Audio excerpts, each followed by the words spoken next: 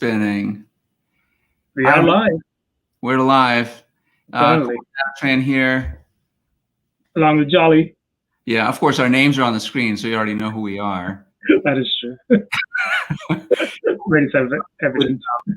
We would try this. We were using a new platform to stream, and so we thought we'd try it, and we figured, why not? Let's just let's just go live and talk a little bit about some things that are, in this case, it's about what our pet peeves are, right? So we'll start with you, Jolly. What's your pet peeve?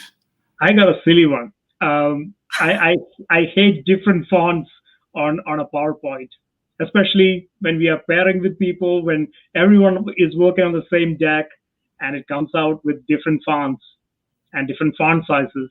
Oh boy, I work myself up.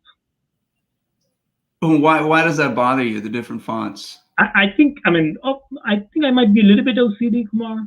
That's quite a possibility. I haven't had a diagnosis or anything, but it's quite a possibility. And I think I observe this maybe much more than other people do. I think I can, if it is not Arial or Calibri, I know it is not, because I instantly notice it.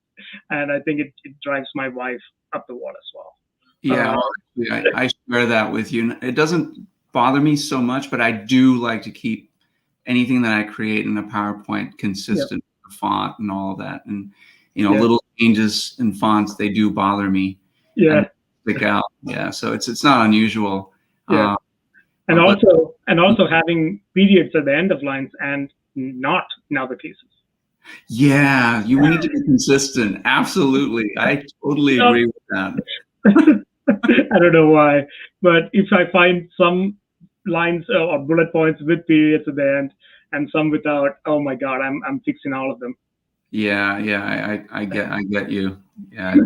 What is yours, Kumar? Yeah, for me, it's going to a training or a webinar, and where the trainer, the presenter, does all of the talking. Yeah. And absolutely no engagement. And that to me is, I think, my biggest pet peeve is, how can you expect people to pay attention for an hour, 2 hours, 3 hours to someone droning on and talking? And on the other side of it, I'm amazed at how much energy people have to keep talking. That's true. That is true. Yeah. I even TED Talks are usually 2 minutes, right?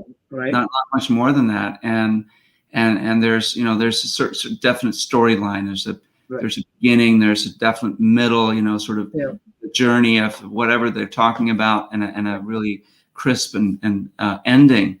Keeps people engaged. Beyond 20 minutes, their attention starts to wander. Yep. And what's really a pet peeve of mine is that people just haven't gotten it yet. With the way adults learn and stuff, it's really should be geared to them and engaging them in some way, shape, or form. Yeah, and training from the back of the room definitely does fix some of those gaps in your training skill. Yeah, absolutely. It kind of forces you to think about the learner, and chunking out the learning in small bites, with a very specific pattern of connecting the audience to the topic, and then presenting some concept in a very short module, and having the learners engage in the learning themselves, and then concluding it in some way. That's right. Yeah, it's definitely a better way to learn, and it's fun to train that way too. Yeah. I mean, it requires less, full-time energy. It requires more focus, but it requires less full-time energy. That's for sure. Yeah. Well, that's really about the only thing I can think of right now as far as a pet peeve of mine. But I'm curious from the audience. Just comment down below. What's your pet peeve?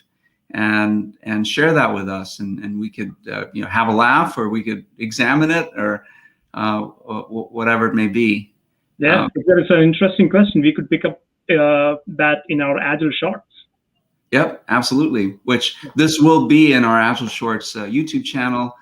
So please subscribe if you haven't already. And of course, we're broadcasting live on Facebook to all our Facebookers. We're going to be live tomorrow, where we're going to talk about burnout and our current work environment. From leaders, from employees, having to be on Zoom constantly all day long, and what the effects are, and what you can do about it. Really, how can you